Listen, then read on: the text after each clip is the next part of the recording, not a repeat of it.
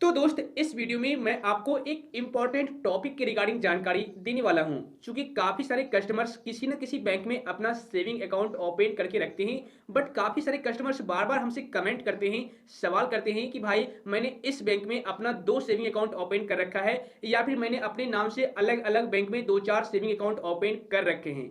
अब आप मुझे ये बताइए कि मैं अपने सेविंग अकाउंट से एक फाइनेंशियल ईयर में यानी कि 1 साल में कितना रुपया का लेन-देन कर सकता हूँ, ट्रांज़ैक्शन कर सकता हूँ, कितना विथड्रॉ कर सकता हूँ और कितना डिपॉज़िट कर सकता हूँ, जिसका सूचना इनकम टैक्स डिपार्टमेंट को ना लगे। ओके, मतलब कि कितने रुपए का हम लेन-देन करें, जिसकी सूचना इनकम टैक्स विभाग को ना चले।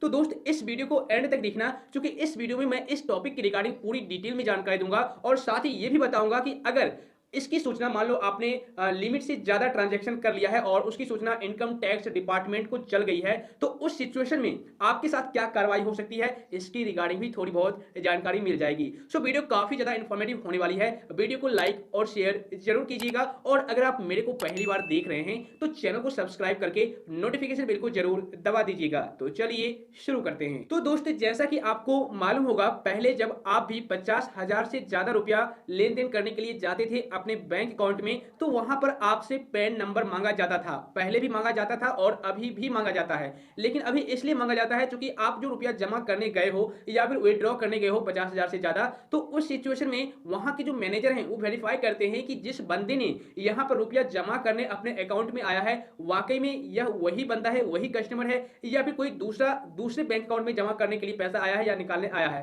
तो इसको वेरीफाई करने के लिए पैन नंबर मांगा जाता है और इससे भी बड़ी बात की पैन नंबर अगर आप 50,000 रुपये से ज़्यादा लेन-देन करते हैं, तो वहाँ पर पैन कार्ड की ज़रूरत पड़ती है, ठीक है? लेकिन अब यहाँ पर सवाल ये उठता है कि भाई हम अपने सेविंग अकाउंट से कितने रुपए का लेन-देन कर सकते हैं, जिससे कि इनकम टैक्स डिपार्टमेंट को सूचना ना मिले? ओके, तो दोस्त इसके लिए आपको सबसे पहले समझना होगा कि आखिर में फाइनेंशियल ईयर क्या होता है? मतलब कि कब से कब तक फाइनेंशियल ईयर कहते हैं? तो दोस्त वैसे नॉर्मली जो ईयर होता है 1 जनवरी से लेकर के 31 दिसंबर तक, जो नॉर्मली हम लोग न्यू ईयर मनाते हैं, ठीक है ना? तो 1 जनवरी से लेकर के 31 दिसंबर तक नॉर्मली ईयर होता है। लेकिन जो फाइनेंशियल ईयर होता है, फाइनेंशियल ईयर जिसको आप बैंक की भाषा में कहें, तो वो अलग होता है। फाइनेंशियल ईयर का जो डेट होता है 1 अप्रैल से लेकर के 31 मार्च तक। जी हाँ, 1 अप्रैल से लेकर के 31 मार्च तक इसको हम फाइनेंशियल ईयर कहते हैं और नॉर्मल जो ईयर है, नॉर्मली जो हम लोग न्यू ईयर मनाते हैं, वो एक अलग बात है, ठीक है? तो अब यहाँ पर ये जो इनकम टैक्स डिपार्टमेंट का जो रूल है 285 बीए के तहत इनका कहना है कि अगर आप एक फाइनेंशियल ईयर के अंदर अपने सेविंग अकाउंट से या तो 10 लाख रुपए ट्रांजैक्शन कर लेते हैं या तो विड्रॉ कर लेते हैं या फिर 10 लाख रुपए आप अपने अकाउंट में डिपॉजिट कर देते हैं, उसके बाद बैंक आपके सूचना को, आपके अकाउंट के डिटेल्स को इनकम टैक्स डिपार्टमेंट के पास ट्रांसफर कर देती है। इसके बाद पता चल जाता है इनकम टैक्स डिपार्टमेंट को कि आपके सेविंग अकाउंट में एक फाइनेंशियल ईयर में इतना रुपया का लेन देन हुआ है। ओके, मतलब कि 10 लाख रुपया है, या तो आप निकाल सकते हैं एक फाइनेंशियल ईयर में या फिर आप जमा कर सकते हैं। अब आप कहेंगे कि भाई मेरे पास तो 2 अकाउंट हैं एक ही बैंक में, उसमें मैं 2.5 लाख रुपया जमा करूंगा, ठीक है? या फिर मैं अलग अलग बैंक में अपना सेविंग अकाउंट ओपन करवा रखा हूं 2-4 बैंक में, तो वहां पर मैं 1 लाख रुपया जमा करूंगा और 10 लाख रुपया एक फाइनेंशियल ईयर में या फिर उससे ज्यादा मैं जमा कर दूंगा। तो इससे क्या प्रॉब्लम होगी? जी, इससे भी आपको प्रॉब्लम होगी और इसका भी सूचना इनकम टैक्स डिपार्टमेंट को लगेगा।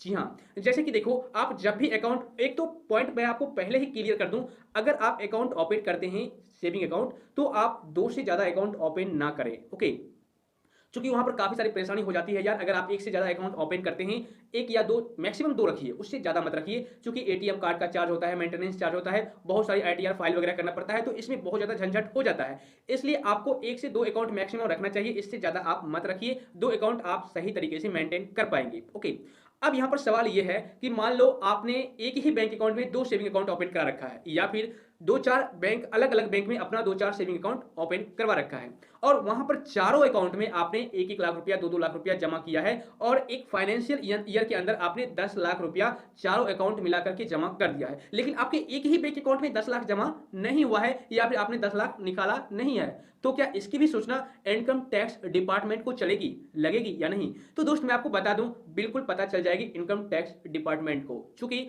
आप जब भी कोई भी अकाउंट ओपन करते होंगे किसी भी बैंक में, तो आपको वहां पर पैन नंबर जरूर मांगा जाता है। ओके, तो पैन नंबर के जरिए होता क्या है कि पूरा डिटेल पता रहता है कस्टमर के बारे में कि भाई इस बंदे ने इस अकाउंट में, इस बैंक में अपना अकाउंट ओपन किया है, इतना सेविंग अकाउंट ओपन किया है और इस सेविंग अकाउंट में इतने इतने पैसे जमा हो रखे हैं या फिर विड्रॉल हुए हैं। ठीक है, तो जैसे ही मान लो आपने एसबीआई में 2 लाख जमा कर दिया, बैंक ऑफ बड़ौदा में 2 लाख जमा कर दिया, ठीक है, या फिर किसी और बैंक में 2 लाख जमा कर दिया, तो कुल मिलाकर के अगर आपने 10 लाख रुपए जमा कर लिए एक फाइनेंशियल ईयर के अंदर, या फिर 10 लाख रुपए आपने विड्रॉ कर लिए एक फाइनेंशियल ईयर के अंदर, तो उस सिचुएशन में बैंक क्या करेगी, आपकी डिटेल्स को इनकम टैक्स डिपार्टमेंट के पास भेज देगी।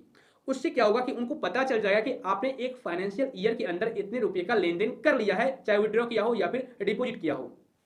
तो उस सिचुएशन में इनकम टैक्स डिपार्टमेंट की जो नोटिस है आप तक आ सकती है। ओके, क्योंकि जब आपके पास इनकम टैक्स डिपार्टमेंट की नोटिस आएगी तो आपको वहां पर यह बताना होगा कि आपने किस तरीके से ये रुपया लाया है, कहां से लाया है, आपका पैसा इनकम का सोर्स क्या है और कहां से आपने इतने पैसे का लेन देन किया है, पूरी डिटेल में आपको जानकारी देनी पड़ेगी। ठीक है ना। लेकिन दोस्त मैं आपको बता दूं, वहां पर अगर आप बहाना लगाते हैं, जैसे कि मान लो आपने बोला कि सर ये जो रुपया है मेरे फ्रेंड्स का है, मेरे फ्रेंड्स ने इस रुपया को यहां पर मेरे अकाउंट में क्रेडिट किया था किसी और को ट्रांसफर करने के लिए, तो मैं इस पैसे को ट्रांसफर किया हूं किसी और के साथ। तो भाई यहां पर आपके फ्रेंड्स को भी बुलाया जाएगा और उनसे भी पूछा जाएगा कि भाई आपने इतना रुपया कहां से लाया है, आप मुझे कोई तरीका बताइए, कोई लीगल सोर्स बताइए।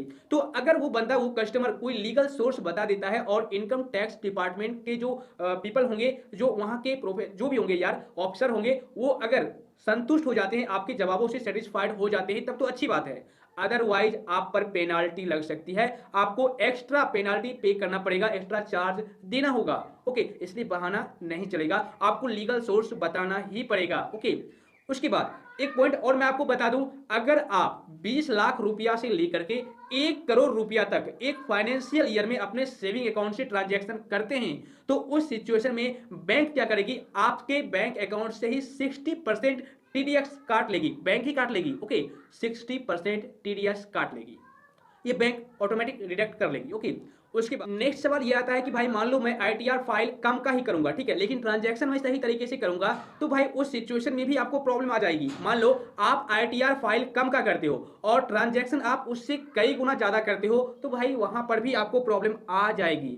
अब वहां पर कैसे पता चलेगा इनकम टैक्स डिपार्टमेंट को, मैं आपको क्लियर कर देता हूं। तो दोस्त अगर आप लोग आईटीआर फाइल कम का कर देते हैं और ट्रांजैक्शन आप अपने सेविंग अकाउंट से ज्यादा करते हैं, चाहे डिपॉजिट करे हो या फिर विड्रॉल करे हो, तो उस सिचुएशन में बैंक अगर आपकी डिटेल्स को इनकम टैक्स डिपार्टमेंट के पास भेज देती है, तो वहां पर इनकम टैक्स के जो विभाग मेंबर्स होंगे वो आईटीआर फाइल और आपका जो ट्रांजैक्शन है उसको कंपेयर करेंगे, और अगर उनको कंफ्यूजन हो जाता है कि भाई आईटीआर फाइल इतना का ही किया हुआ है और ट्रांजैक्शन इतना ज्यादा हो चुका है, तो उस सिचुएशन में भी आप पर कार्रवाई की जा सकती है। आपसे पूछा जा सकता है कि भाई आपने इतना ट्रांजैक्शन किया, आईटीआर फाइल इतना का ही क्यों किया, ठीक है ना, और इतना अगर आपने ट्रांजैक्शन किया है तो इतना पैसा आपको आया कहां से है, पूरी डिटेल में आपको पूछा जाएगा। और अगर आप नहीं बताते हैं, यानी कि अनएक्सप्लेन हो जाता है, आप उनको एक्सप्लेन नहीं कर पाते हैं, तो भाई वहां पर आपको 60% तक का टैक्स पे करना पड़ सकता है। ठीक है ना, तो इस बात को आप नोटिस कर लीजिएगा।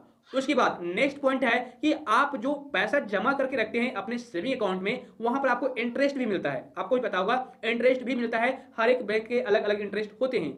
लेकिन अगर आप लोग एक फाइनेंशियल ईयर के अंदर 10,000 रुपये से ज्यादा, 10,000 रुपये से कम अगर आपको इंटरेस्ट मिलता है तब तो कोई बात नहीं है। लेकिन अगर आप 10,000 रुपये से ज्यादा का इंटरेस्ट अर्न करते हैं अपने सेविंग अकाउंट पर, तो वहां पर भी आपको टैक्स पे करना पड़ेगा। ओके, तो इस बात को भी आप ध्यान रखिएगा। तो ये सारी जानकारी आपको होनी चाहिए थी, क्योंकि आपको इन फ्यूचर आपको प्रॉब्लम ना आए, आप उसी तरीके से ट्रांजैक्शन कर पाए जितना का इनकम टैक्स डिपार्टमेंट यहाँ पर अपना नियम कानून बना रखी है, और आगे आपको नोटिस ना मिले इनकम टैक्स डिपार्टमेंट की तरफ से। लेकिन उसके बावजूद भी आप कर सकते हैं, अगर आप सही सही आईटीआर फाइल करते हैं, सब कुछ सही करते हैं, ट्रांजैक्शन वगैरह आपका लीगल इनकम सोर्स है, तो कोई दिक्कत नहीं होगी। ठीक है, सिर्फ आप आईटीआर वगैरह फाइल करते रहिए, कोई दिक्कत नहीं होगी। तो मुझे उम्मीद है दोस्त अब आप लोग अच्छी तरह से समझ गए होंगे। इसके बावजूद भी अगर आपको किसी भी प्रकार की परेशानी है तो आप मुझे नीचे कमेंट कर दीजिएगा। तो आज बस इतना ही।